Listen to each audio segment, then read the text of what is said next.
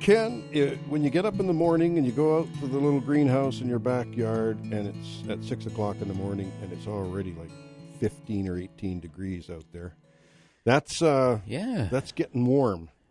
Yeah, well, it's going to get a lot warmer apparently, it's going to get warmer. We're going to have to buckle down and survive this next week or so. Yeah. I hope it doesn't go too long, but it is what it is. You can't really do much. I'm telling my plants to do the same thing. Just buckle down, plants. Yeah, just hang in there. Hey, hopefully you'll survive. Put on your big boy pants and buckle down. Okay. Exactly. We're going to start out with the tips and plants of the week. My tip of the week is... Oh, it's last week's tip. That's okay. That's fine. If you want to save some money on annuals, then think about the annuals that reseed themselves each year. Hopefully I've got a new plant. I got 2 new plants. How's that? That's better than last week's tip. I got 2 new plants. I figure at this time of year, Ken, easy to get 2 plants. Oh, you could get 10 plants. But here's my 2 plants. Nymphophia uvaria, or tritoma, also and also known as the torch lily or the red hot poker. Mm-hmm. And the sempervivums, the hens and chicks. They're beautiful right now in bloom. People don't think of hens and chicks as really for their flowers, but they really are showing off right now with their flowers. Yeah, there you go. I also have a tip and a plant this week, and my tip of the week is in regards to the heat that we're having. And, of course, we want to be a little bit cognizant about the plants that we have on our landscapes, especially if they're newly planted plants. So stay focused when it comes to extra watering by hand. Stay focused on the new plants and don't worry so much about older plants. Plants that have been established for years and years need very little, if any, water. And so you really want to just focus on stuff that maybe you've planted in the last year or 2. Also, when you are hand watering, use your trigger sprayers, and that'll help to just conserve water and reduce the amount of flow a little bit, and it'll just make the water go a little bit further. And remember to water in the evenings to give it time to soak in overnight and give those plants an opportunity to absorb before the heat comes on the next day. All right, my plant of the week this week is the Cypress Papyrus King Tut. It's the King Tut papyrus plant that you see in the garden centers. It is available for sale. It's grown in planters, and it can get very large. It's a beautiful container plant, and it does, unfortunately, need a little bit extra water, but it's a great plant. Grows like crazy. They can grow up to about 6 or 8 feet high in a container. Extremely exotic looking, I find. Placed somewhere around swimming pools, that sort of a thing, will give a very nice exotic tropical look. So there you go. Try one out. Give it a shot, put it in a big planter, feed it well, and water it well. It'll be happy as a clam. There you go. That's my tips and plants for this week. Remember to check growercoach.com. And also, just as a last note, is in regards to irrigation, we do have our irrigation crew available this week for emergency calls. So if you do have irrigation problems, you can just look up KHS Landscape Professionals, and you can give us a call at the office, and we can usually arrange to have a team come out and fix irrigation problems as needed. We're just sort of being prepared. We are trying to get out very early in the mornings and get finished by about noon if we can. The heat is going to be quite intense, and it's going to be difficult for people to work in the afternoon. So be prepared for that, and there you go. That's the way it goes in these hot times. Ken, rings a bell. It reminds me of my days landscaping for my father business in the 60s. And the boys, we were in our teens at that time, but we were old enough. We had our driver's licenses and everything. And we would get to the job site 6 o'clock in the morning. We wouldn't start machinery up and everything, but we'd get there and start working away and doing our stuff that wasn't noisy at 6. And we'd try and, be finished by 2 in the afternoon, and we're out of there, right? And then sometimes we'd love it when there was a job on the lake. Yep. Because, we'd spend half the time in the water, and then we'd come back out and keep working, and we'd go back in the water and back out working. Oh, it's tough to stay cool. You can get heat stroke so easily in these temperatures. We have these like umbrellas. You'd have like a deck umbrella with the concrete base and with a tilting, and it's got quite a large top on it, about a 10-foot diameter top, and we just chase that thing behind people as they work, and everybody kind of huddles in the shady spot and tries to work in there. But I mean, wow, what can you do? Once you're over 40 degrees, you really shouldn't be working outside. You know, if you think about it, you should be in the shade somewhere at very least, and drinking the water. You got to have a lot of water intake. Yeah, I'm sure a worker today in these temperatures can drink probably, I would say, a minimum of about 8 liters of water in a day, quite easily, and potentially, exceed that. Well, and rarely do you have to go, to the bathroom. You just sweat it off. It just goes, yeah. Amazing. But just can you imagine if you weren't drinking the water, how dehydrated you would become? Oh, absolutely. Yeah. So it's very dangerous. 250-862-2525 to get through to Ken and I today. And boy, we got Debbie on the line joining us. Good morning, Debbie. You staying cool? Yes, I'm doing my best. Thank you. I hope you are as well. Oh, yeah. Good. I have a question about our late Red Haven peach tree. Its leaves are turning yellow and dropping. Yeah. Just wondering if I can be helping it along at all. Yeah, you'll need to slowly trickle water around that tree what I do is I just put my hose just sort of dripping a fast drip, and then I'll place it sort of on the north side for maybe an hour or two, and then I place it on the west and then the south and the east, and I'll circle that tree at about 3-4 feet out from the trunk, and just circle the tree with that moisture and just let it drip in slowly into the earth. The plants, when it gets hot like this, the first thing they do is shed inside leaves, and they will turn yellow and drop. And that's sort of how you know that they're purposefully shedding them, is that they remove the chlorophyll out of the leaf to save it for later, and then get rid of the leaf.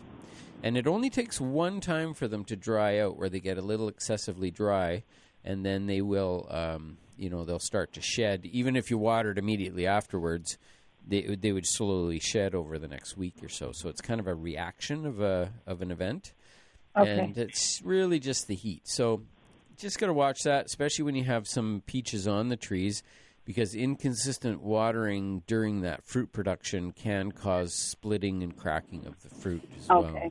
So you want to look closely, as Ken was saying, it's the inner leaves that are affected. You want to look closely at the new growth, the tips, and make sure that that's looking healthy. Mm-hmm. Okay, great. Thank you very much. I appreciate your expertise. You're very welcome. Thanks for the call, Debbie. Thanks for calling. Take care. Bye-bye now. I guess that's the topic of the day is heat. How about the topic of the day, meaning the days are getting shorter? Yeah. They're 2 minutes shorter already. Oh, you know what? It's tough when the days are this long. I find it difficult because, I try to, my normal, I'm usually in bed by about 8:30, something like that. And now it's just light. It's still daytime out, so, I'm getting groggy and tired, but I really want to go back outside and do some gardening, especially you don't want to garden through the heat of the day. You want to do it in the mornings and the evenings. Right. But I tell you, I can remember, young fella, that you and I were up at midnight flocking Christmas trees. In the middle of winter. Yeah. Well, we had to. We were on a deadline. Yeah. Gee, it was tough, wasn't it? Because we couldn't do that really during the regular hours. No, you couldn't flock. We were too busy, selling things, and then what we do is... It's messy. You have to set up. And Oh, yeah. That was putting the artificial snow on the live Christmas trees. Trying to make them look like big white. Yeah, and it worked, I would say. It did. Yeah, they were quite popular for a while. Yeah, amazing. I don't know if anybody's doing it now, but... Not right now, like today, but no. Yep. Not today, no. Well, we're getting close to that first break, but I'll tell you, Ken, I'm enjoying every day, at the end of the day, as the evening comes on, I like to do my watering by hand. Yes. And that way I'm not wasting water. I'm watering, I go around. Applying it to where it's needed. Now, a lot of the irrigation systems now are drip. That's been the mode that's been used recently because it is a much more water-saving methodology, isn't it? More efficient, yeah, and it puts the water straight into the soil instead of shooting it up into the air first. Half of it evaporates before it gets to the clone. Oh, yeah, in this heat, that's the thing. Yeah. But, if you have a newly planted landscape, oh, my goodness, you got to be on it because these plants, they burn up literally in no time. Or new turf, anybody who has new turf there they have to be watching it like a hawk. It's not so much, soaking it, but it's more or less keeping it humid. Yeah. And like you say, that hand watering with the trigger sprayer is the way to go because, you can do that. If you have automated systems and you have new turf, then you can set them to go off like once an hour through the day. We actually have several projects where we're in that stage, but we're at the end of the turf establishment point. So we're actually going to be switching back. We could do it, Monday morning and get them shut down to just a nighttime watering.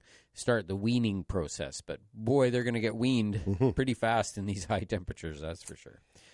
Ken, we're going to take a short break. We invite your calls, folks, 250-862-2525. If you've got any issues in this hot weather and how to keep your plants healthy during the hot weather, give us a call, 250-862-2525, and we'll be back with more AM 1150 Garden Show.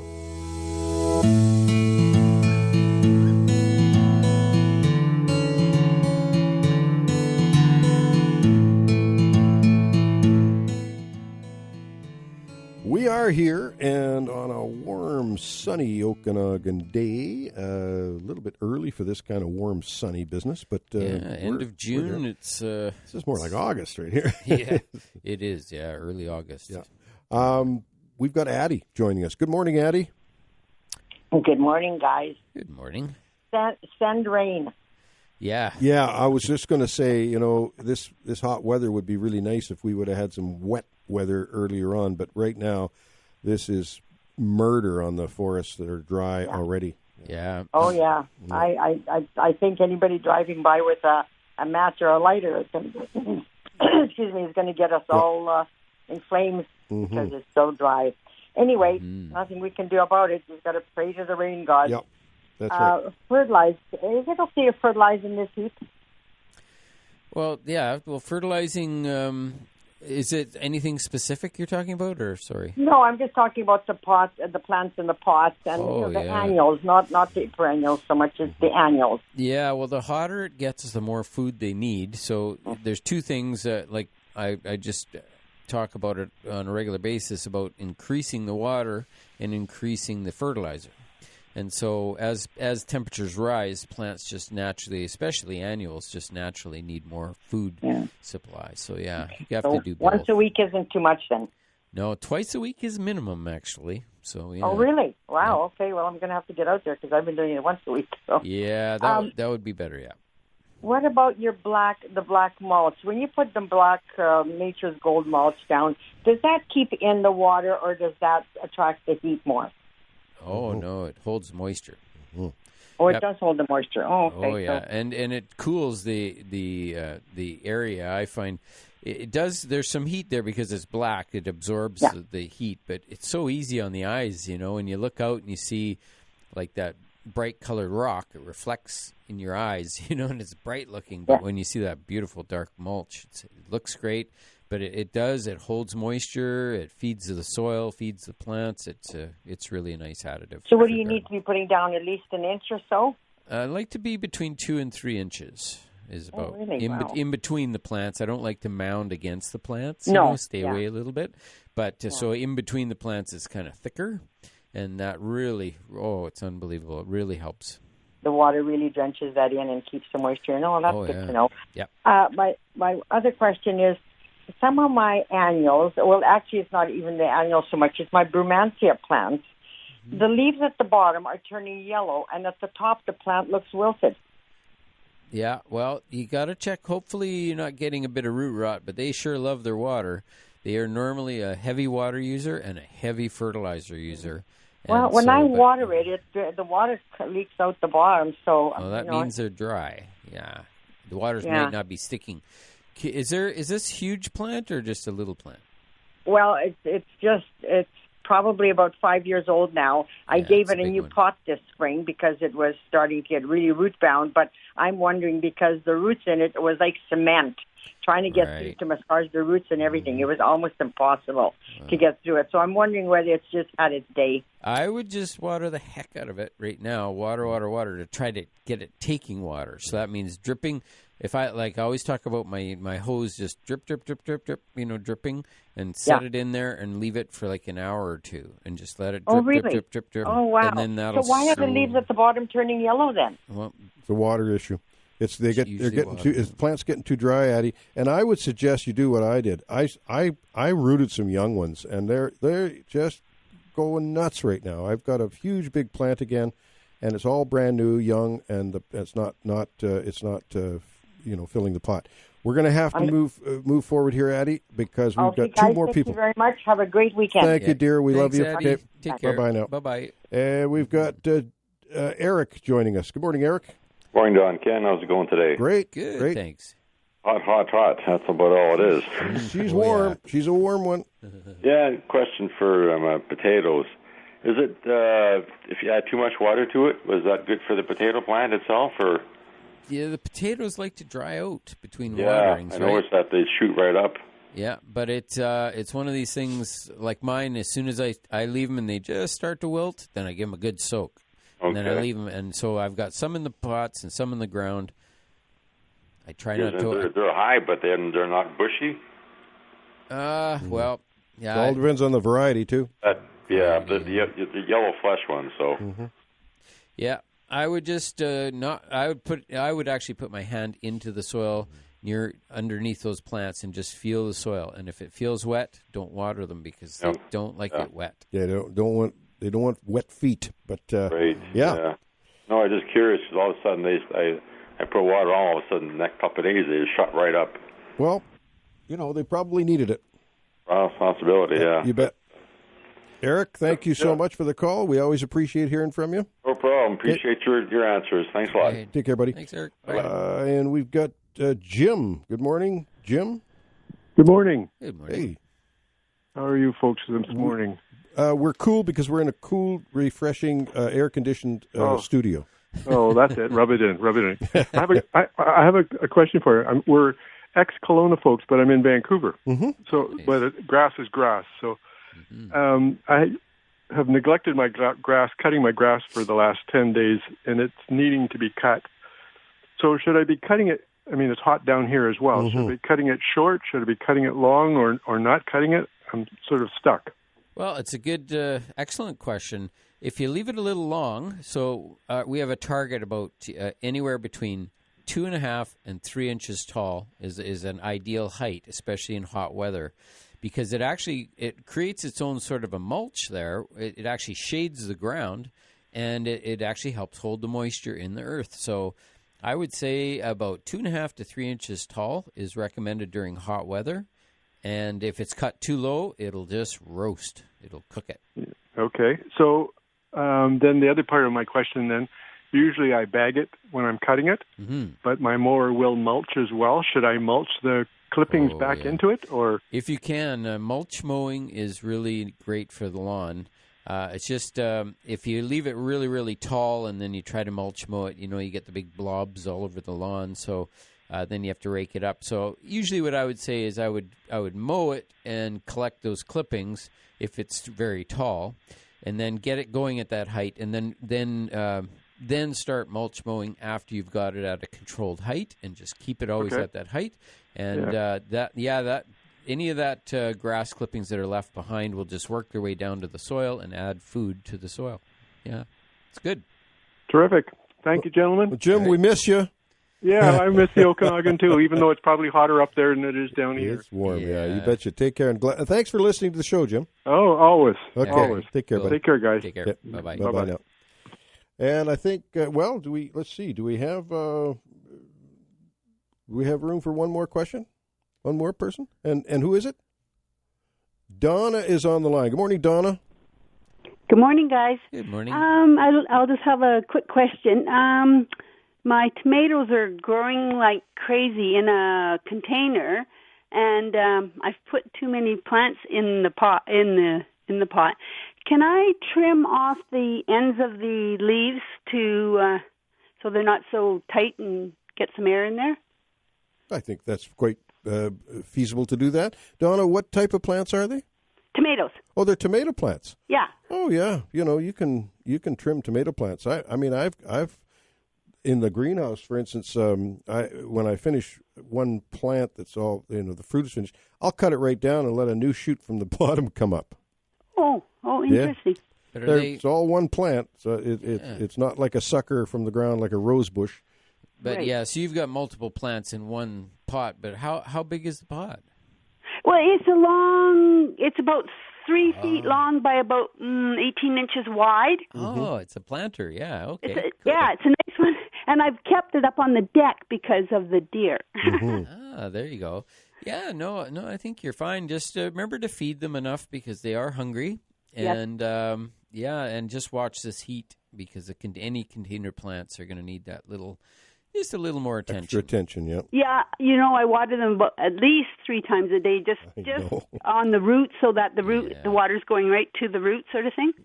Yeah, that's the way to go. That keeps the fruit from splitting and cracking. Inconsistent water really destroys the fruit for sure. So great. That's a good idea. I did get one of your tomato plants. Oh, right on. And it's about at least 3 feet tall. Has it got any tomatoes on it yet? No.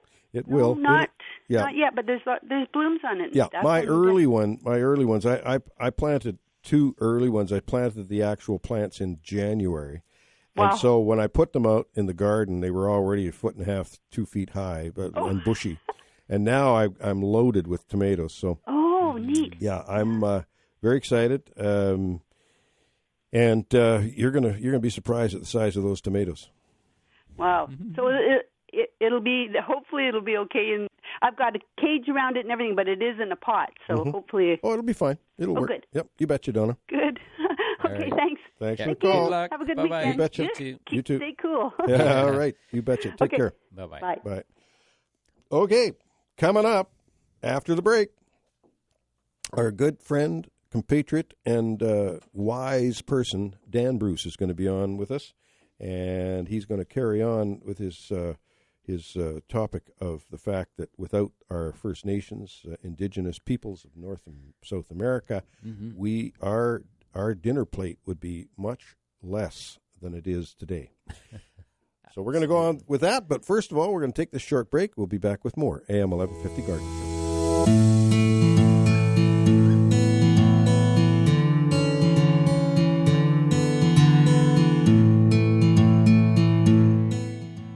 Okay, we're back with you on the AM 1150 Garden Show, and it's hot out there, but hey, we'll cool things down with Dan Bruce joining us. Good morning, Dan.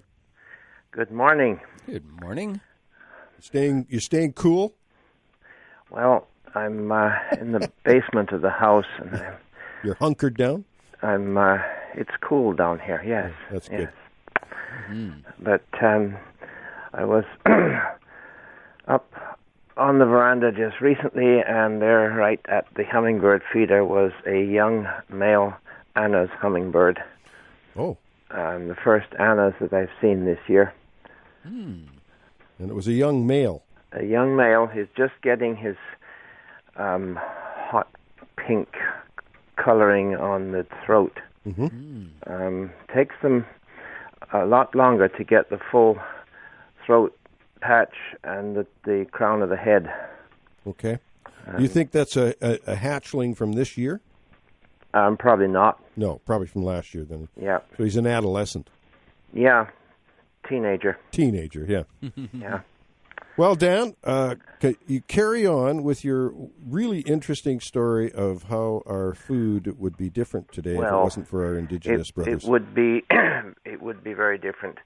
But I thought the way to sort of deal with this is to go from one familiar thing. He spoke a little bit about tomatoes last week, and then go to a less familiar thing, and then alternate. So, in the Western Hemisphere, of course, before the Europeans arrived, there was a lot of plants that were cultivated there were a lot of plants that were simply gathered from the wild. And then there was that kind of in-between thing where they didn't necessarily cultivate it, but they made certain efforts not to upset the plant when it was growing. Sort of, help it along. We have things like annatto, otherwise achiote, scientific name Bixa orellana. That's not actually the correct pronunciation, but that's how it will appear on a page. This is a very large shrub or a small tree. It's native of the Caribbean islands, the Yucatan, and other parts of Mexico, and I believe it also in parts of the Amazon rainforest. It's also found there. It produces a cluster of seed pods that contain seeds encased in a rather greasy, bright red substance. Ew.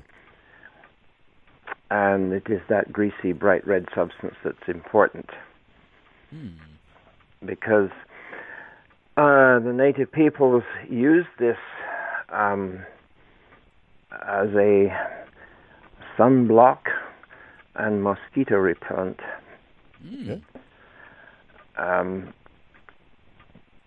It worked and still continues to work, but the side effect is that you are now brilliant red. Okay. Interesting. I mean, fire engine red. There's no question about this. You're red. So you put it on your skin to ward off the sun, ward off insects, and then your skin is dyed red. Well, it comes off if you wash. Oh, okay. But yes, and it has been suggested that this practice was in fact the origin of the term Red Indian. Oh. But I cannot substantiate that. No. Anyway, the annatto is much used in modern day commercial operations because it provides food coloring and cosmetic coloring.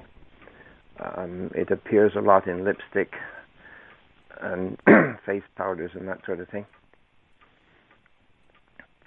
If you go to the grocery store and you look in the cheese section, you will see quite an array of substances, some of them actually quite cheese-like. Yeah. But they will also be colored orange. And that orange color comes from Bixa orellana, the annatto. And so this is a native tree, an indigenous tree. Yes. That our indigenous people that were here sort of helped along because they harvested like we would do, say, if we had some Saskatoon bushes in our backyard. Yes, exactly. Yeah. Now, be careful of the word here, because as I pointed out, this thing is native to a much further southern climate. Right.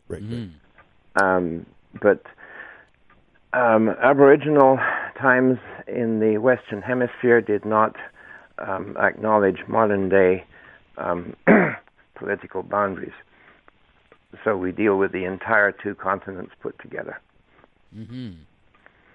Right.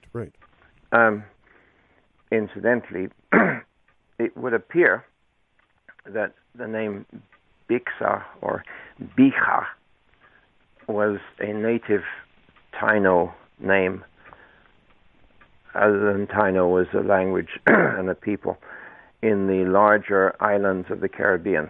So Puerto Rico, Hispaniola, Dominican Republic, Haiti, Cuba, and Jamaica.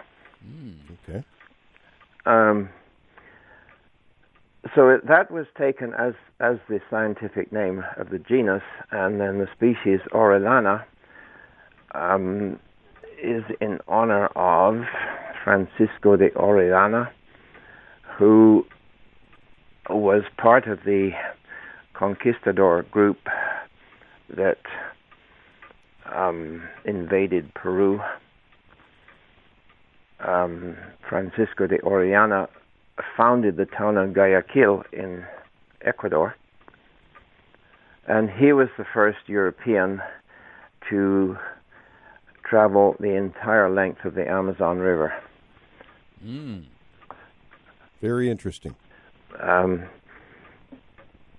The film that was made some time ago, Aguirre, The Wrath of God, which some people out there might have seen, is partially based on his story.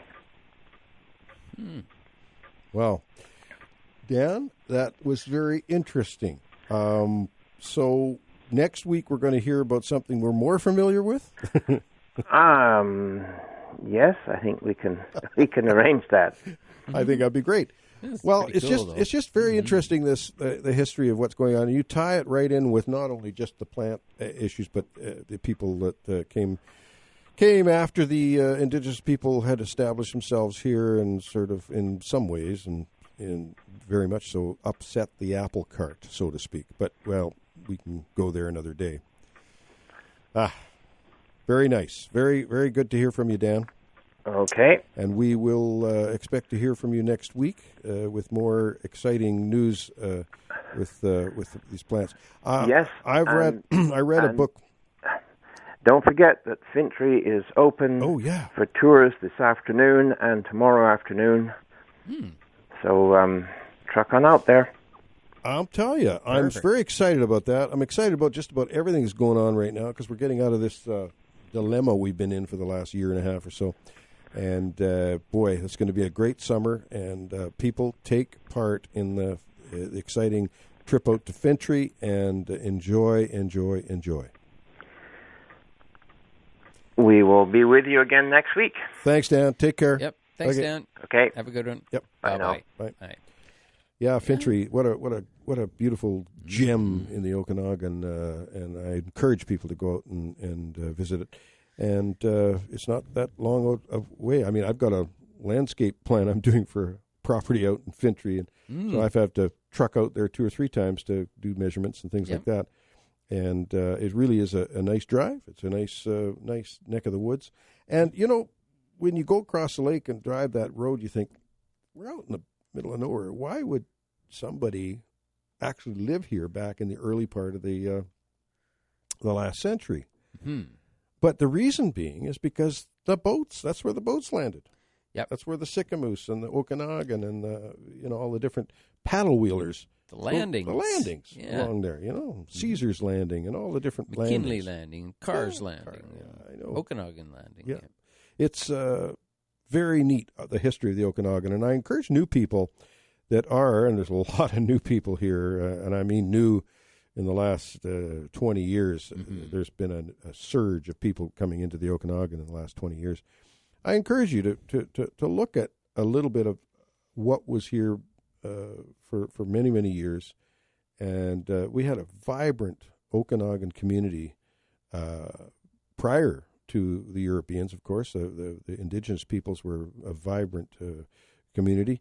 When the Europeans had come along, they sort of changed the face of it a bit, and they started doing things like building boats and paddle wheelers and whatnot. What a pristine, untouched piece of the world it was at that time. So it is wise now to keep that in mind and try and not mess it up too much. Anyway, it's kind of hard for one person to handle that. We're going to have to take a short break here, and we'll be back with more AM 1150 Garden Show.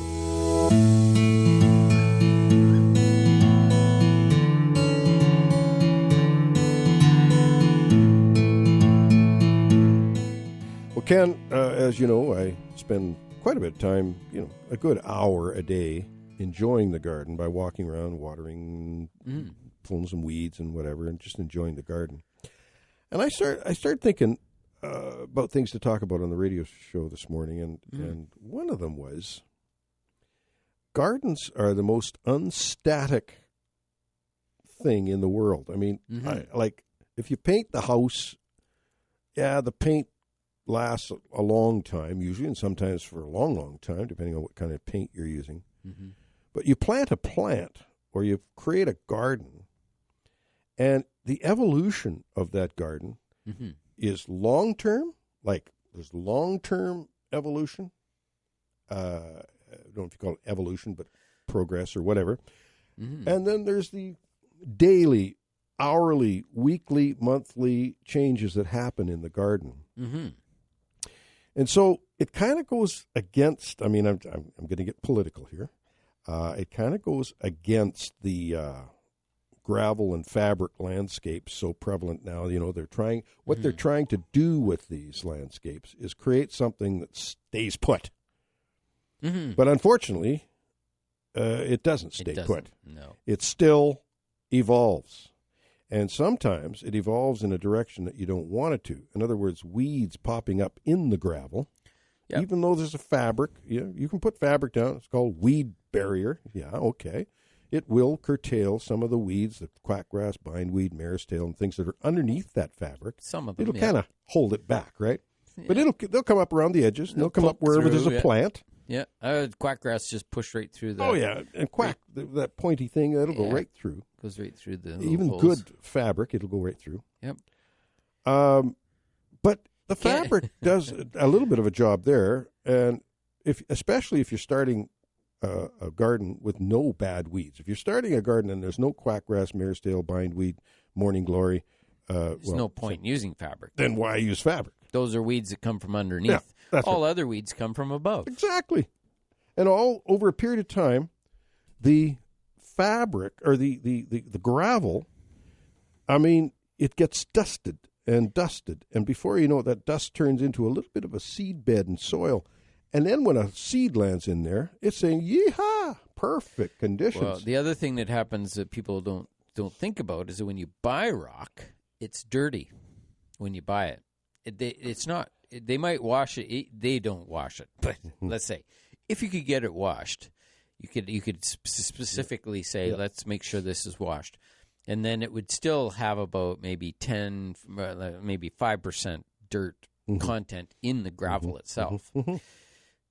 But if most cases it's dirty when you get it, and it needs to be washed. So you've got your landscape, and you put the rock on, and it's all filthy dirty, and you have to go and wash it all. And then you wash all that sand and dirt and stuff down. So you end up in some cases with almost a half an inch of dirt on top of your landscape fabric. Yeah, now, remembering that all weeds, I'd say the far majority of weeds come from on top when the seeds blow in. And they're looking for a little rock or a crevice or something there to get growing in. Yeah. And I don't even know if they really care that there's soil down there, but it does kind of help get them going. Mm-hmm. So, it's kind of, it gives you a year or two head start in a lot of cases.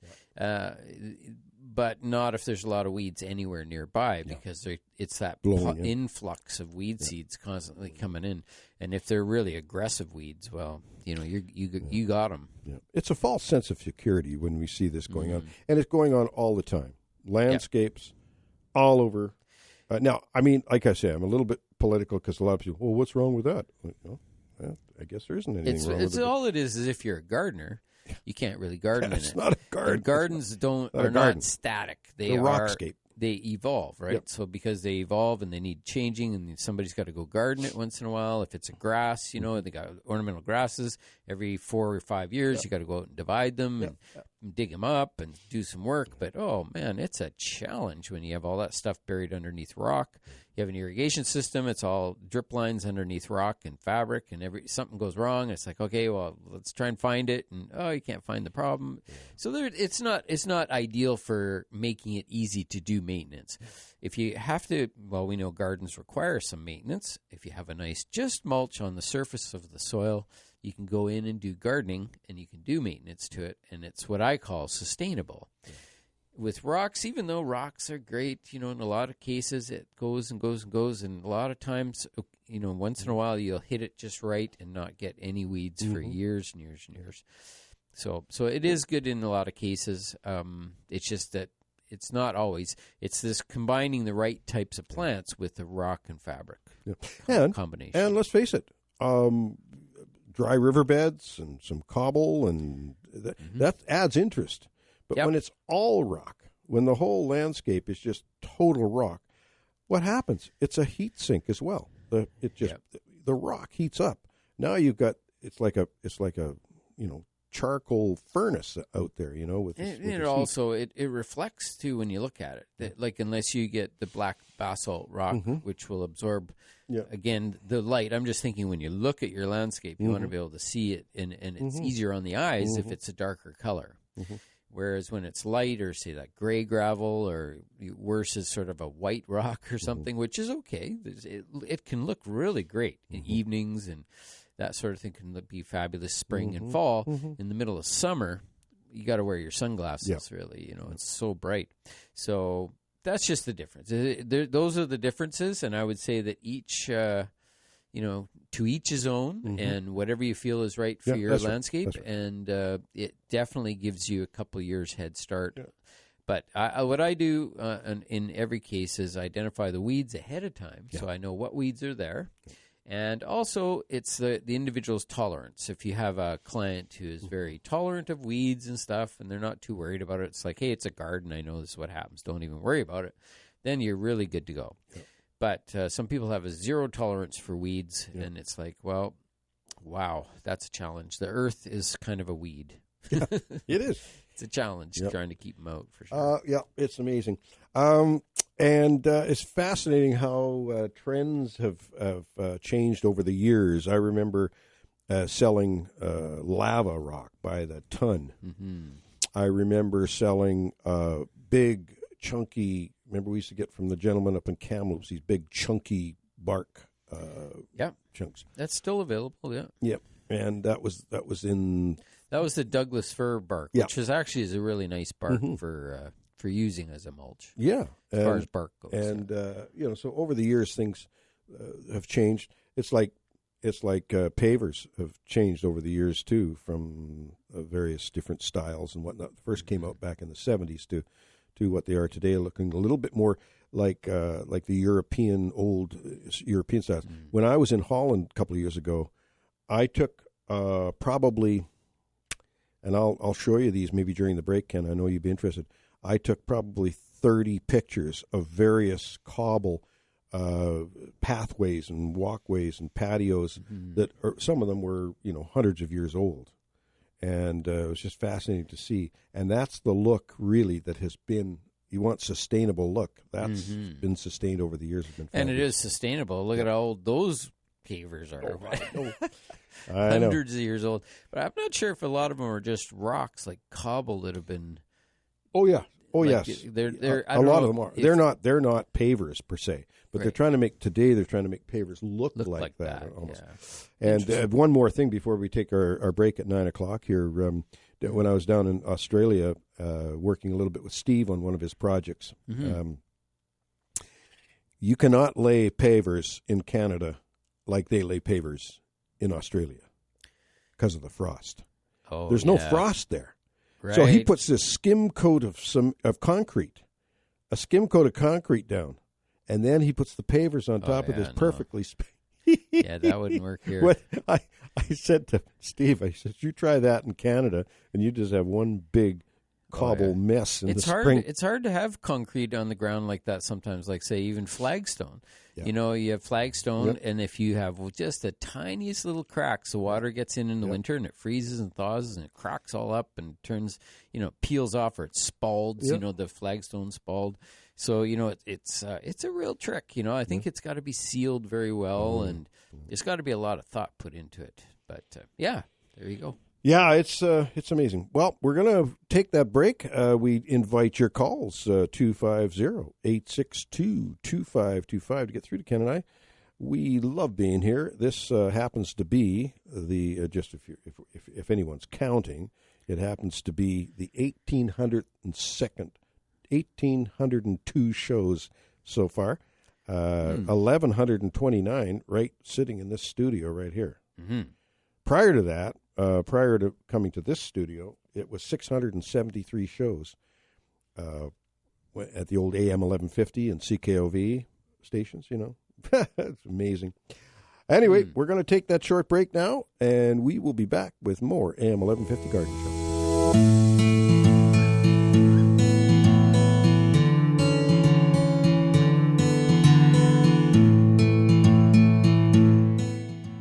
Well, you've heard of black belts, and you've heard of all sorts of achievements in various, endeavors. Ever thought of becoming a master gardener? Mm-hmm. A master gardener? What a nice title, eh? A master gardener. Mm-hmm. There's a basic training course coming up this fall for master gardeners. Saturdays, 9 a.m. to 4 p.m., September 11th to December 11th. It's so every Saturday is booked up. You got to be able to do that 9 a.m. to 4 p.m. every Saturday, and you can sign up. You can at least go to a information. If you want more information on it, just go to the Master Gardeners, BC Master Gardeners, www.mgabc.org, and it'll tell you all about the course coming up this fall in the interior, the Okanagan Master Gardeners. Basically, Master Gardeners are volunteers over a period of time. They're volunteers. They participate in information clinics at local nurseries and garden centers during the growing season. They make presentations to garden clubs and similar organizations. They write garden advice columns for newspapers and newsletters. They're involved in horticultural therapy at extended care facilities and hospices. They participate in and sometimes lead community horticultural projects. And they participate at garden tours, garden judging, and other events. They deal with all aspects of gardening, including basic plant physiology, soil improvement, pest management, and information on local growing environments. So, if you want to take your gardening experience to another level, you want to look into becoming a master gardener. Mm-hmm. And it's always nice to be able to say, yes, I'm a master gardener. So, and, Ken and I both have been involved in that program, helping with some of the teaching and whatnot. And, before I was involved in the Master Gardener program, I didn't really have an in-depth knowledge about what went on, but it's nothing to sneeze at. It's quite intense. Yeah, so you want to be really passionate about gardening, and you want to be able to take that gardening experience to another level if you want to become a master gardener. But it's worthwhile. I'll tell you, for anybody that's a keen gardener, it's worthwhile to become a master gardener. It's all the good stuff. It's the important information you need to go to that next level, and everything from botany to the actual quite a bit on actual pruning and plant care and tropical plants and outdoor plants and vegetable plants, and really it's very cool. Yeah. Great program. They put a lot of stuff in there. The prerequisites are you got to be keen, an experienced gardener, prepared to share knowledge and enthusiasm with the gardening public. You want to attend an information session and complete a qualifying quiz on basic gardening knowledge. You got to be willing and available to volunteer for 3 to 6 hour periods, typically Saturday or Sunday, for a total of 65 volunteer hours, with an experienced master gardener over a 2-year period, usually April through September, after completing the course. So you have to do that. After you do the course, you have to be able to do that to be able to get called a master gardener. I said it's like a black belt. It really is. Mm-hmm. And, so you want to go to that website, the Master Gardener's website, and check it out. Yeah, you could just Google BC Master Gardeners is one way to find it. Yep. Yeah, you bet. Very cool. You bet. 250-862-2525 to get through to Ken and I today. And, just if you've got anything going on in the garden you want to talk about, we're here to talk about it as well. Mm-hmm. Now, Ken, remember, I don't know if it was last year or the year before, I was complaining in July that my beans were up 3 or 4 feet and they hadn't bloomed yet. Mm-hmm. Nothing going on. They're about 1.5 feet tall now, and they're full of bloom. Yep. Now, it's a different variety. I bought a new variety from Stokes, and it wasn't cheap. These bean seeds were not cheap. I mean, I think I paid something like $8 or $9 for 20 seeds. Oh, so was this from a bean seed salesman? Did he come to your door and say, No, got this little bag of seeds here? No, it was a guy named Jack, actually. Jack and the Beanstalk. Sounds like a trustworthy name. Jack and the Beanstalk, right? Anyway, we digress. They were expensive. I forget the name of them now. Everybody's saying, "What? Which one was it?" No, I can't remember. I'll have to write that down. I've got it all documented. But I planted all, and I planted. Remember, I planted some real early in April. Yep, real early in April, like 10th of April, something like that. And my tip of the week was time to get your bean seeds in, right? Yeah. So I thought, well, I'm going to follow my tip and go home and put my bean seeds in. And right on the package it says, do not plant bean seeds too early. They will rot because they need soil temperatures of such and such. Yeah. So fortunately, I had only put in about, 6 or 8 seeds the first go-round. Okay, yeah. And 5 of them came up and grew. And then so I put my second batch in. And, it's interesting how the second batch is almost now as big as that first batch that went in. So that's one of the reasons why there's no point in planting too early. You don't really get ahead of it because the seeds that I put in later are just darn close. You can't really tell the difference now. Well, it'll be interesting to see by the time you're picking beans, if you can still remember which plants are which. I know which ones. Cool. This will be an experiment. And the other thing, the tomato that I so carefully put that heating cable underneath, and I planted the 2 of them together early again in April rather than waiting for the 24th of May. There is a difference. The fruit forming on the heated one are quite a bit bigger than the fruits forming on the non-heated one. Right. But not a tremendous difference. You're going to pop by today and have a look at that cactus. And, we'll have a look at that. You can look at my tomatoes and see what you think. But no, every year's different. And as I said earlier on about the fact that a garden is not static, that it isn't just something you do and that's it. See you later. It's something that's a constant changing environment. But that change is really what makes it exciting. I mean, right now my Edith Bogue is going crazy, blooming. It's just blooming all over the place. And the magnolia, Magnolia Edith Bogue. I've got lilies coming on now. I've got my lilies are just fantastic. Yeah. I hope they last in this heat. Well, I had the Asiatics blooming earlier. Now they're pretty much done. But now come on or not the Asiatics. Yeah, the Asiatics. Yeah. Now the Orientals are coming on. Yep. And it's great. I just and I haven't had a chance to really garden over the years. I've always having to run my business and garden center and that sort of thing, helping everybody else with gardening. And now. But hands-on, a person learns a lot more than just reading in a book, I'll tell you. Yeah, well, that's how gardeners learn, right? Is just to do, and you learn a lot every step of the way, and it's fun.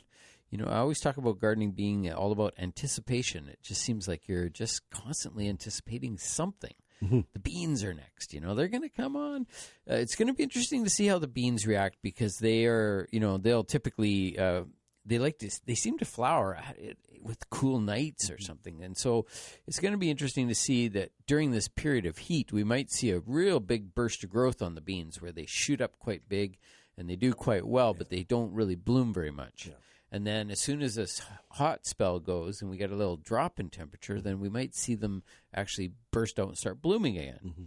That's sort of that's information that we've sort of accumulated here and there over the years about temperatures and beans, but we'll see because I don't know. It seems like every year things happen on a different cycle. And I've always highly recommended keeping a garden diary, just for the reasons that we're just talking about, to remember what went on last year. And sometimes your memory isn't as good as it could be. And So keeping a garden diary is able to look back, and I've pretty much done that in the last 2 or 3 years. Written down as much as I can when I do things.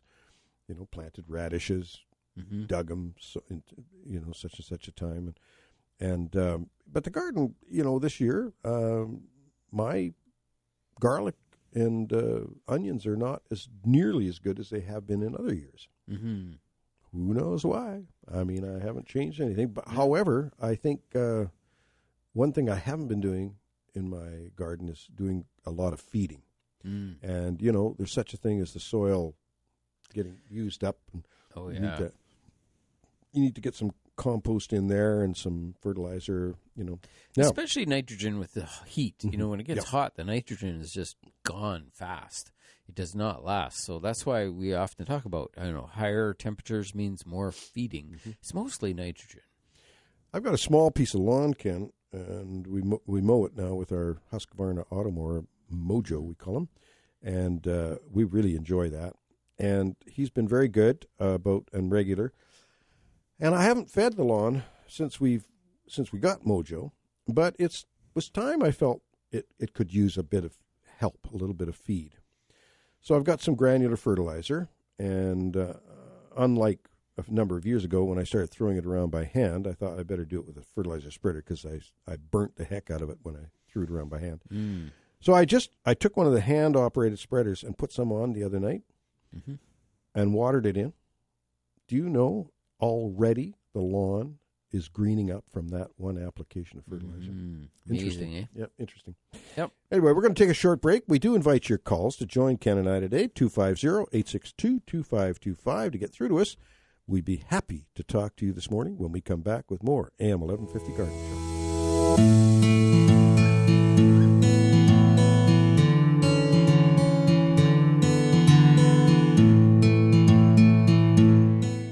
We are back with you on a hot Saturday morning. Just remember, kids, your plants need to be babied a little bit at this time of year, but you also want to think about water conservation. I mean, there's going to be a lot of pressure on our water resources right now. So we want you to be as frugal as you can with the water. Think about it. Don't just go out blatantly splashing around. Yeah. Like, I don't want to see anybody washing their car on the driveway. I don't want to see, And I think that letting the lawns get a little bit, especially if you've got large areas of turf, a person, could keep a small area close to the house or whatever, pick and choose which area you want, relatively lush because you're on it and whatever. But, these large areas, grass is quite attuned to doing that. I mean, it naturally goes brown. Exactly. That's what happens in nature. Browns out. It just browns out for a bit during periods of drought, and then it comes back during periods of moisture. That's right. So if your lawn is really healthy and solid, browning out a little bit is not going to hurt it. No. But leaving it a little longer would be good. Yeah, we talked about that off the top of the show, and just about how bluegrass particularly, which is one of the more predominant grasses that we do see, at least in this region, is that that grass goes dormant when it dries out. That's just sort of par for the course. So it will turn brown and it'll die right down. It'll look dead as a doornail. But then you over time when the weather comes around, cools off a little bit, maybe get a little bit of rain. We get irrigation starts to catch up a little bit. That grass will come right back. But it's amazing if people have knee-jerk reactions when they see their lawn starting to die, and I think it's just a patience thing. And maybe just ignore it here for a week or two, because there's a chance that if we get by the forecast, we could have 3 days where it's around 42 or even above 42 degrees, and we can chase the shade, but the plants can't. No. And so if the plants burn up a bit. It's just the way it's going to go. Yeah. It's not anybody's fault or anything. It's not the irrigation guy's fault. It's nobody's fault. Those plants cannot hide from that heat. No. The UV rays are just going crazy. They're over 10, and at that, like, again, we can put on sunscreen, we can go and hide, but plants are just out there, so it is what it is. They know how to deal with it, or they'll deal with it in their own way. You feel sad for them, Ken. Yeah, but, you got to it's a learning thing. Gardening is a learning thing, let's face it. And learning what plants can go dry and dormant, what plants have the root system that enables them to survive through the drought, like a good, healthy lawn will do.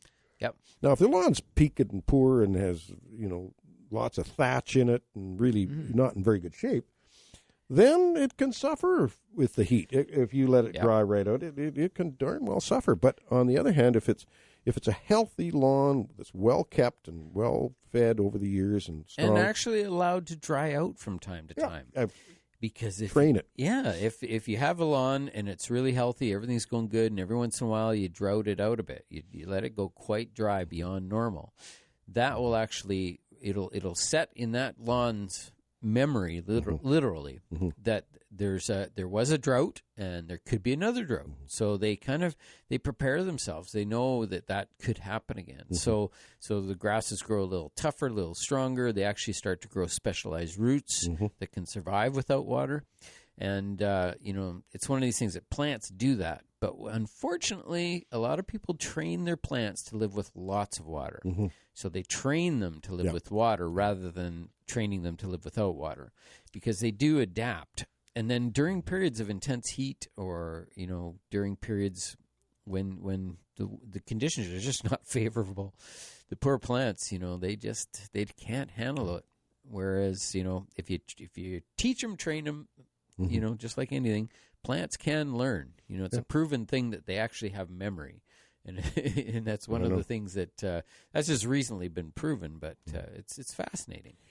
Yeah, and learn about the plants that you can let wilt a little bit, and then when you give them some water, they pop back up. Yeah. Whereas some plants, you don't want to do that. You don't want to let them wilt. And if you see plants that are wilting, spray them top to bottom with water. And that's one of the things people go, oh, don't spray the plants in the sun with water. And it's just an old myth, right? We should have a show entirely dedicated to garden myths? Garden myths and old wives' tales. Yeah, well, if you have a plant that wilts, spray it immediately, top to bottom with water, and then water the root second. First thing is just relieve the stress off the plant. Plants are made predominantly of water, and so humidifying them is the way to go. That's the way to just take the stress off them. And if you think about it, I know in my life many, many, many, many times it has been raining and sunny at the same time. And if this was a real thing, all the plants we see around us would all be brown and crispy. Well, they say, never water a Japanese maple in the hot sun. I've been watering my Japanese maple once every 2 days right over the foliage, and it's just beautiful. Oh, right in the hot If sun. you ever let them dry out, though, they go crispy. Yeah. And often people will blame that crispiness on I sprayed it with water one day. Yeah. But no. That's a myth. We're going to get the myths going on out there. Yeah, we'll have to have that mythological show. We'll arrange it. Let's do one. We want to invite Pam to join us. Good morning, Pam.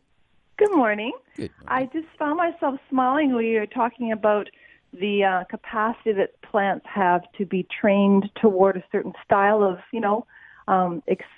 expectation for water or for whatever. And I was smiling because I was thinking, plants really are like kids.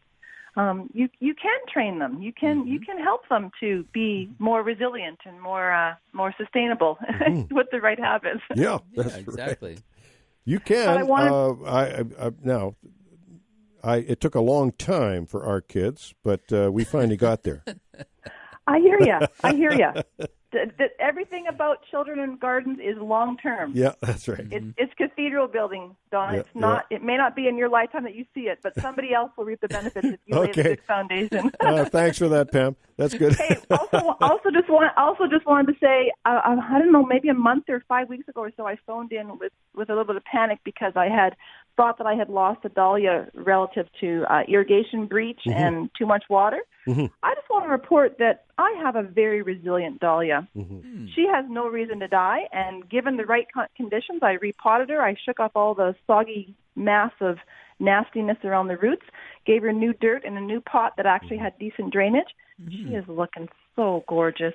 And maybe we lost 4 leaves at the bottom that weren't able to come back, but the rest, it's just grown so so well. So just wanted to report good news. And there's one of the plants that have that root system that is water. It's a water reservoir, so to speak, because of that tuberous root, right? So that helps. Yeah. So timing was of the essence. I'm sure if I'd left her another day, she wouldn't have come back, but it was all good. So just wanted to report a success. Yeah. Well, Pam, you do a great job. I really enjoy coming to your place, and you know that business I was talking about earlier about how gardens are not static, that they change and they move and they over the years and over the days, over the weeks, over the months, over the years. And yours is certainly that. I don't think I've ever been to your place without seeing some kind of change, some kind of new thing going on, or it's just really good. Nice little garden. Appreciate it. I do enjoy my space, and I so appreciate all the gardeners with all the different styles and all different preferences. Joined a new Facebook group in the last couple of weeks about Kelowna gardeners, and just loving the interaction and the feedback and the sharing of knowledge. It's just great. Yeah. Gardeners are wonderful people. It's an interesting site for sure. Pam, thank you, dear. We appreciate your call as usual. All righty. Take care. Okay. Bye-bye now. Thanks, Pam. Bye-bye. And I think we're going to squeeze one more in here, and that's going to be Muriel's going to join us. Good morning, Muriel. Good morning. Good morning, Ken and Don. I got a question at you. I got my plants outside, and with this high heat coming on, do I have to I water my plants early this morning? Do I have to water them every day? Kind of the heat. Well, Muriel, ivy and Christmas cactus out there. Well, it depends on the plant. You mentioned Christmas cactus. I would suggest you don't want to put them in full sun. They can burn up in this heat. Yeah. But if you're going to put your plants outside in this heat, put them in a shady spot. Well, my patio is shady. It's literally sun just come out, and the rest of it's all shade all day. Well, that's good. That's good for the plants. Till about 6 or 7 at night. And as far as the watering goes, you just want to, depending on the plant, of course, but you want to just, do the old. Sometimes you lift the pot to see if it's got some moisture in there for the weight. Sometimes you use the finger thing where you just put your finger in there and as deep as you can to see what kind of moisture there is in there. Or you look at the plant itself. It might be saying, Muriel, I need water. I checked that the other day, and it was all damp. And well, if it's damp, you don't have to water. To me, it was enough water in there. Yeah. And the plants will sometimes, some plants, Schlumbergia or Christmas cactus aren't going to tell you. They will, but way down the line they'll tell you that they need water. But some plants just give you that look. They've just a little bit of a soft look to them, and they say, "Yeah, I need a drink." We've got a hanging basket, Calibrachoa, pure yellow Calibrachoa hanging basket, and oh my goodness, if we let it go, I've walked out there and that thing is just hanging. Like you think, we're done. Yeah.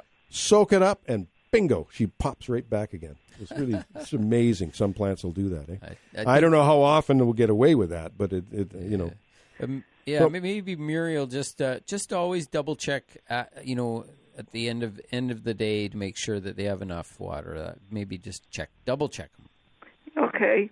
Thank you very much. Have a good day. Oh, always good to hear from you, Muriel. Take care. Take care. Yep. Okay. Bye-bye. Bye-bye. And on that note, we've got another caller coming in here, but we're going to take a break first. We've got Bev online waiting. She's on deck, Ken. Bev is on deck waiting. And Bev, hang in there because we'll be back with more AM 1150 Garden Show.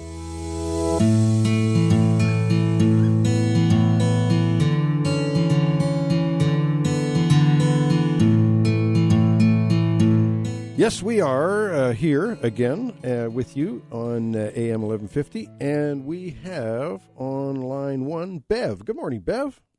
Good morning. I have a community garden. Mm-hmm. I have access to 2 ends and 1 side because they've joined 2 gardens together with just a strip of wood between the frame. Mm-hmm. I put a board across from side to side so I could walk to the other side rather than walking on the soil. Mm-hmm. I have slugs galore, and I suppose that they're living under that board where it's probably remaining damp. Yeah. So I'm wondering about if a product would work to get rid of the slugs, if I should take the board out and just walk on the soil. Bev, I would keep the board because, I mean, that's a good way to get across the garden without sinking into the garden and compacting the soil, perhaps. But I'll tell you this. I've seen more slugs this year than ever. I've never seen this many slugs. And yet here we've had the driest year.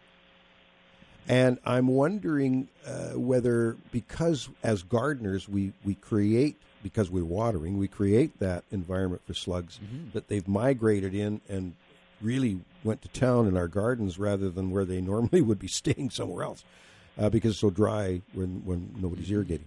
Okay, Bev, slugs, really, they're so visible that you can do slug picking routines and pick them, and you can do a number of things with them, bury them deep, and they won't live. And the sulfur or the Safer's slug pellets work really well. They do really well, and they're safe to use. All it is iron. When you put Safer slug pellets down, that's iron, and they eat that bait, and the iron causes them to become not hungry anymore, and they starve to death.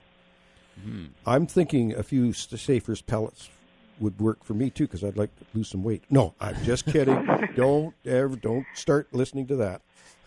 That's nonsense. But really, the Safer's is a safe product to use, Bev, and we would recommend you do that because slugs can be quite devastating to the garden. There's no doubt about it. And they do all their job at night.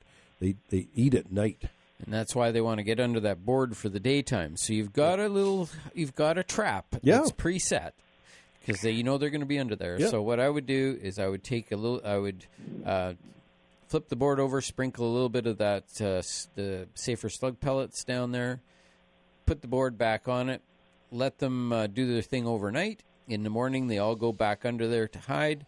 They eat some of the slug pellets. You move the board during the daytime, and they're all paralyzed. They get paralyzed from this from eating the iron product. And so when you move the board, they're unable to run. They can't run away like they would normally do. They just sit there and die in the sun. They don't run, Kenny. Anyway, they slither. They slither. Slither away. Yeah, they're not fast movers. Yeah. Doug and the slugs. Yep. Yeah. So, Bev, has that been helpful to you? Yeah, that's helpful. Now, is it better to water in the morning or in the evening?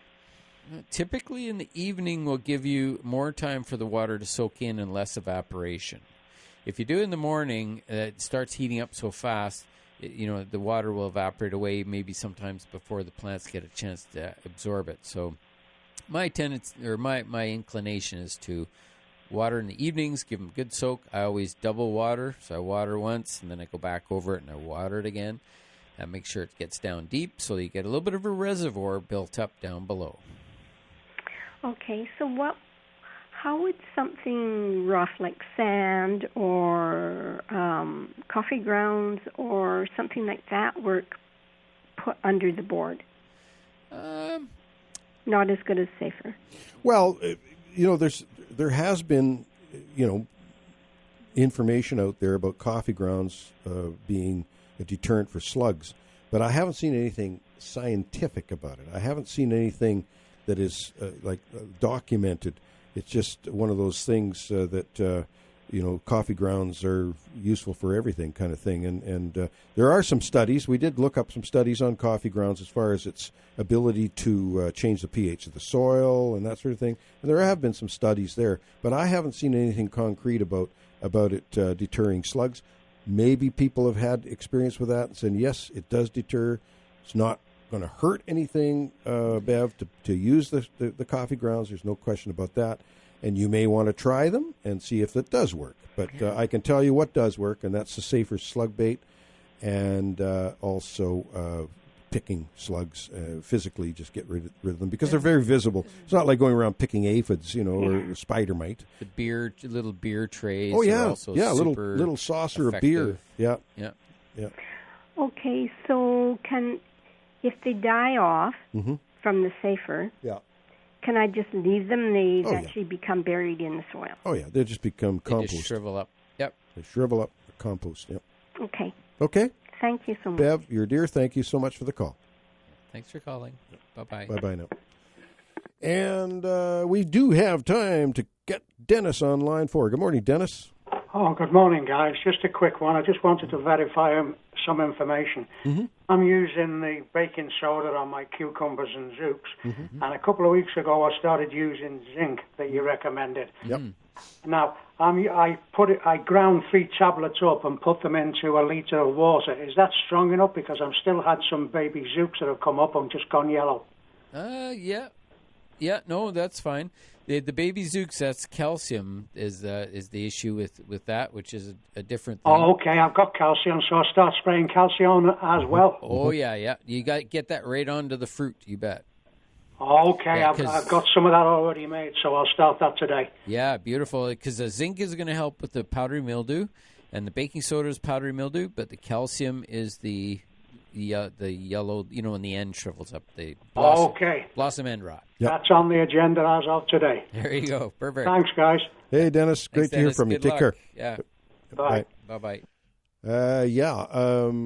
The blossom end rot is coming up here, so we should mention that. But also on the mildew issue, Dennis, zinc. Okay. I don't have. Let's see. Okay, baking soda for zinc. See, I haven't got that any measurements on my sheet for zinc. I usually put 1 tablet in a half a liter of water. 1 tablet and half a liter of water. But that's just me, and because I think I'm a little bit cheap. So you don't think a little bit over is not going to hurt it? No. I think that Dennis is right on. He's doing 3 per liter, and I'm doing 1 per half a liter. But it's not an exact science. You just have to get some zinc into the plant. Yep. And that's vitamin Z is vitamin how Z. You get it. Marketed so as vitamin buy Z. the zinc tablets that you take, and you crush them up and put them in the water. Yeah, it's super easy. And zinc deficiency has been linked with powdery mildew. So that's why we that's why we recommend it. Yeah. The Okanagan is just always zinc deficient. It's just the way it goes because of our high alkalinity soil. You bet. Now, we've got Dale is wondering. Now, I'm not sure whether Dale's talking about the big garage sale you had last year in the fall, or perhaps some of the plants that I was selling earlier on. He's asking if we're having our garage sale this year again. Yes, that's probably in the making. Yes, it is. Yeah, we're making a plan. We haven't really solidified the date 100% just because of this heat wave. So we are going to do a sale, and it's going to be all kinds of plants and landscaping, sort of recycled landscaping parts and pieces.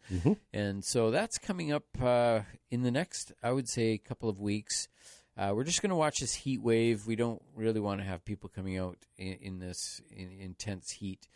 So we had tentatively thought maybe next weekend, but I don't think that's going to happen. I think might be the following, or maybe the following. So we're just going to keep talking about it. When it does hit, we'll put it out on Facebook and whatnot, and we'll talk about it here on the show as well. Going to steer away from the heat. We're going to take Jackie before the break. Jackie, hi. I just missed the spider mite solution. I have plants in my home, and I've had spider mite for months, and I usually get ladybugs and put them on the plants, and then they sort of take care of them. But this time I used Safer soap, sprayed it on, but I don't know if they're gone or not. Like, they've really devastated my plants. Yeah, Jackie, spider mite is a tough one to deal with. Right. These are on tropical plants? Yeah. On tropical plants, yeah. Yeah. We were speaking earlier on of something totally different, but spider mite is definitely tough to deal with. Now, if they're on tropical plants, you might find a shady spot outside, and start syringing your plants regularly, at least once a day, with just plain water. Okay. And try and tilt the plant over so you can get under the leaves and wash. They hate water. Yeah. Spider mites hate water. Now, then Yeah. you can follow up with the product that really has some degree of efficacy against spider mite, and that is Trounce. That's safer soap with a little bit of pyrethrum in it, and it's somewhat, it's not going to totally cure it, but it's going to be help with the process. So it's a tough one, but you got to keep on it, Jackie. Okay. Okay. I know. They look terrible because I sprayed so much of the safer soap on them. Yeah, it can be phytotoxic. It can be. Yep. Yeah, and because I don't want to spray anything indoors that's not. No, that's right. Well, there isn't anything out there anymore to. Malathion is still out there. If you wanted to go that route, you might have a little success, but spray it outside.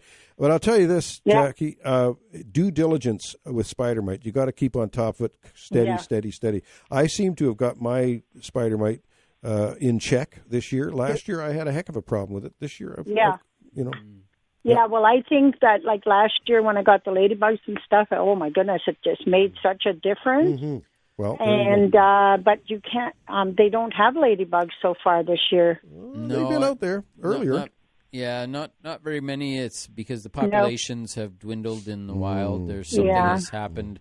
I think it's because of the wildfires actually in California where a lot of them are. There's just no more ladybugs. Jackie, we're going to have to move on. We appreciate your call, though. Take care. Okay. Take care. Bye-bye. Bye-bye. And Sandy, you hang on because we're going to take a short break here. You're on deck, and we will get to you when we come back with more AM 1150 Garden Show.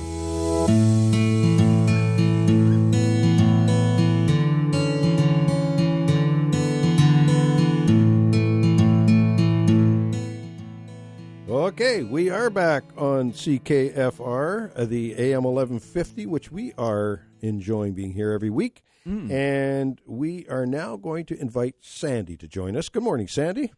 Good morning. Good morning. I think I have June-bearing strawberries because flowers left on them. The rats ate most of my strawberries. So I'd like to put them in a protected place. And they're getting a lot of runners, and their plants are good. But I'm wondering if now is a good time to transplant them, or should I wait until fall? Well, they can be transplanted right now.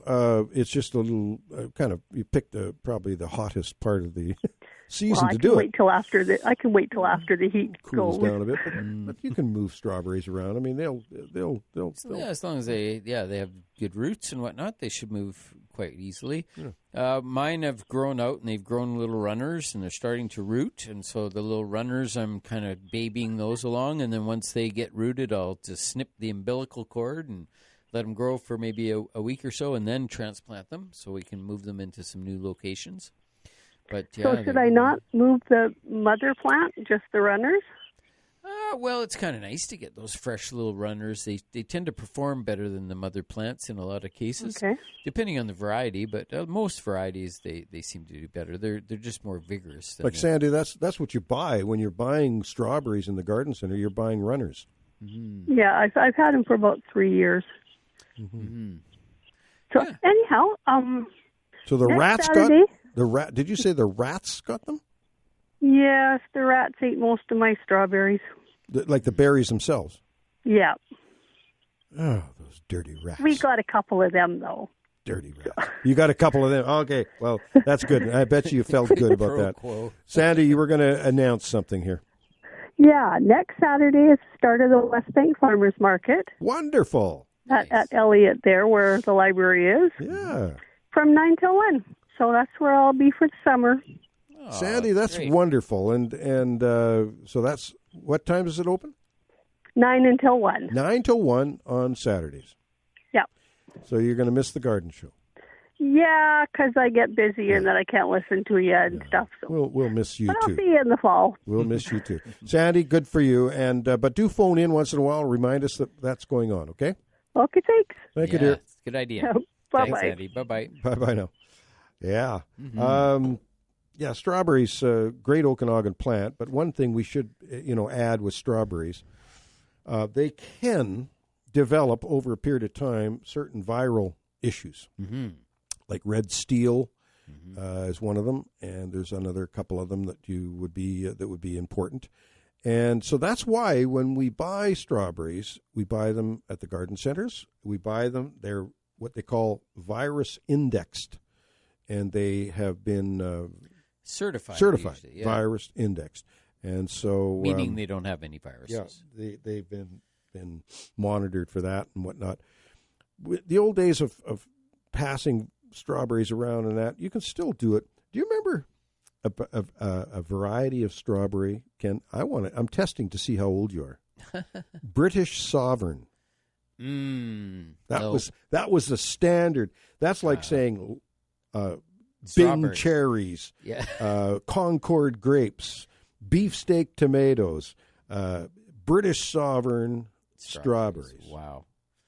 And Willamette raspberries. So they must have been one of the parentage of the new strawberries. Oh, of course, I'm sure they were part of the parentage. Yeah. But Interesting. We'll Google British Sovereign strawberries and see if they still even exist. I bet they do. And then some of the old geraniums back in the day too. Some of the folks out there listening to the radio show just might remember some of these, like SA Nut, Radio Red. These are old geranium varieties that we used to sell. Yeah. And some of the various other, like some of the bedding plants we used to sell in the form of zinnias. There was one called State Fair Mix, and it was still available. Is it still available? Oh yeah, tall zinnia mix. Bought at seed. Fair. Yeah, State Fair. I think I have some growing actually. Oh, there you go. Zinnias are one of the best Okanagan plants there is. Oh, unbelievable! And they make a good cut flower, and the deer tend not to eat them. Oh. They tend to, once they're established, they're pretty tough. They need a little bit of water, but wow, they're a really good plant. Very, very colorful. And there's tall ones and short ones and skinny ones and wide ones and double ones and single ones, and it goes on and on and on. All different colors. Yeah, there's one zinnia out there that is incredible, and I'm going to just look that name up for you, Ken, because I'll tell you it's a good one, and I think the Greenery had it, and I keep meaning to pick some of them up, but I haven't done, and we're just going to go in here to annuals and down to zinnias. And here we go. Zinnia. It's called a Profusion series. The Profusion series. Ooh, sounds profuse. Well, I'll tell you, it's Profusion series. I mean, it's really a great. Yeah, it's one of the shorter sort of single daisy-like variety. I love those ones. I remember I planted some one time as a border around a planting area, and they were just unbelievable. They never stop blooming. No, they come in pure white or yellow or orange or pink and all assorted colors, but I think I did them all in white, and it was quite something. And it only grew about, I think, 10 or 12 inches high.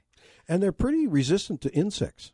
Yeah, like the earwigs are the earwigs thing that will bugs get them. Yeah, earwigs will get at them. I put up a little sign: "No earwigs allowed, please."